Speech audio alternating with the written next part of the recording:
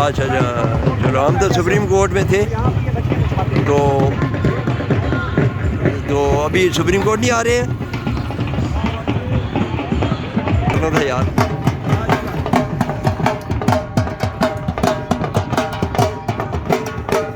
चलो मैं बात करके बताता हूँ आपको। जी नाज़रीन, आप ये इस्लामाबाद के आप नज़र देख रहे हैं कि तुर्क सदर की आमद पर कितना ज़बरदस्त इस्तकबाल की तैयारियाँ की हुई हैं इन्होंने। क्या बात है, Pakistan Turkey president and development, वाह क्या बात है।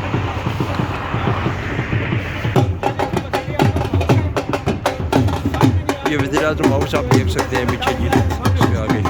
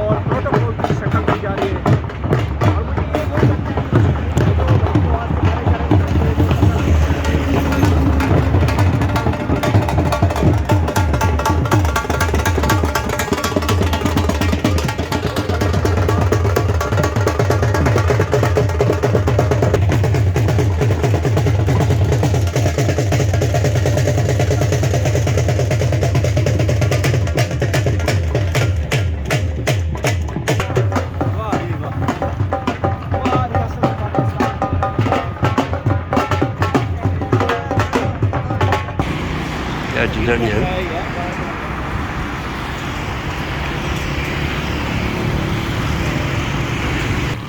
आ जा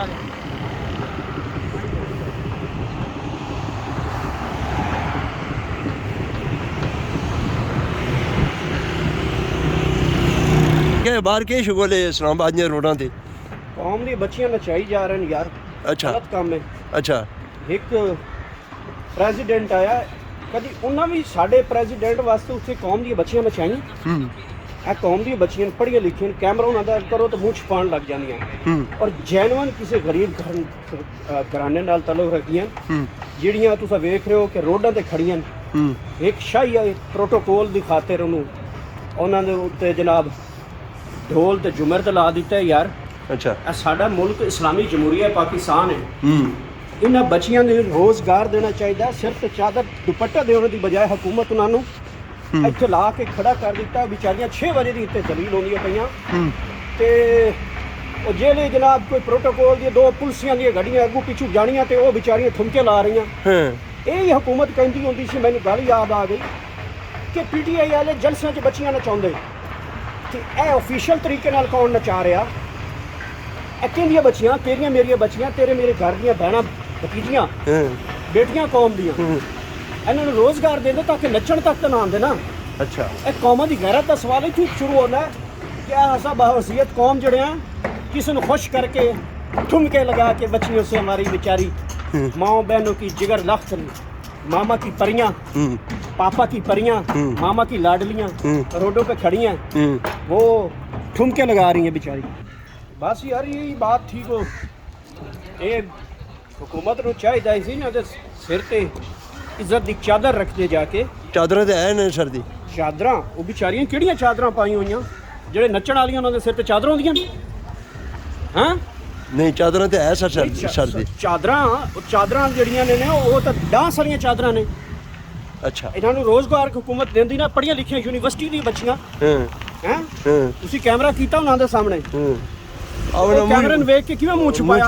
मजबूर बच्चियां, इन्हां दा मजबूरी दा फायदा लिया जा रहा है।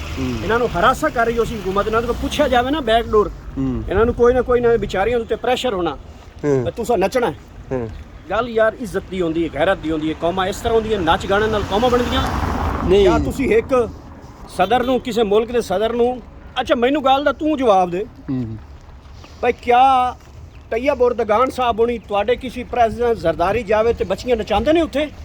ਗੈਰਤਮੰਦ ਕੌਮ ਹੈ, ਸਵਾਲ ਹੀ ਨਹੀਂ ਪੈਦਾ ਹੋਣਾ। ਤੇ ਇੱਥੇ ਉਹ ਜਦੋਂ ਹੈ ਬਗੈਰਤ, ਕੌਮ ਵੀ ਬਗੈਰਤਾਂ ਦੀ ਹੈ। ਹੁਕਮਰਾਨ ਹੀ ਉਸੇ ਤਰ੍ਹਾਂ ਦੇ ਨੇ ਸਾਡੇ, ਉਹ ਵੀ ਇਸਲਾਮੀ ਮਮਾਲਿਕ, ਉਹ ਵੀ ਇਸਲਾਮੀ ਮਮਾਲਿਕ। ਸਾਊਦੀ ਅਰਬ ਵਾਲੇ ਨਚਾਉਂਦੇ ਨੇ, ਈਰਾਨ ਵਾਲੇ ਨਚਾਉਂਦੇ ਨੇ। ਇੱਥੇ ਹੀ ਇਹ ਸਾਰਾ ਕੰਮ ਹੈ। ਕੋਈ ਸ਼ਹਿਜ਼ਾਦਾ ਸ਼ਿਕਾਰ ਵਾਸਤੇ ਆਵੇ ਤਾਂ ਵੀ ਸਾਰਾ ਕੁਝ ਦਿੱਤਾ ਜਾਂਦਾ, ਪ੍ਰੋਟੋਕੋਲ ਤੇ ਅੰਦਰੂਨੇ ਖਾਤਾ। ਇੱਥੇ ਪਹਿਲੇ ਸੁਣਦਾ ਸੀ ਕਿ ਬਈ ਸ਼ਹਿਜ਼ਾਦੇ ਆਉਂਦੇ ਨੇ ਤੇ ਇੱਥੇ ਉਹਨਾਂ ਨੂੰ ਰਾਤ ਨੂੰ ਕੁਝ ਦਿੱਤਾ ਜਾਂਦਾ ਹੈ। ਅੱਛਾ ਹੁਣ ਇੱਕ ਸ਼ਹਿਜ਼ਾਦਾ ਹੈ, ਉਹਨਾਂ ਦੇ ਦਿਨ ਦਿਹਾੜੇ ਜਨਾਬ ਉਹਨਾਂ ਨੂੰ ਡਾਂਸ ਸ਼ਾਂਸ ਤੇ ਰਕਸ ਕਰਵਾ ਰਹੇ ਨੇ, ਵਿਖਾ ਰਹੇ ਨੇ। ਹੋ ਸਕਦਾ ਹੈ ਕਿ ਭਾਈ ਤैयब ਉਰਦਗਾਨ ਇਹਨਾਂ ਨੂੰ ਵਿਚਾਰੀ ਨੂੰ ਕੋਈ ਟਿਪ ਹੀ ਦੇ ਦੇ, ਲਾਨਤ ਯਾਰ ਇਹਨਾਂ ਦੀ, ਬਸ ਖਤਮ।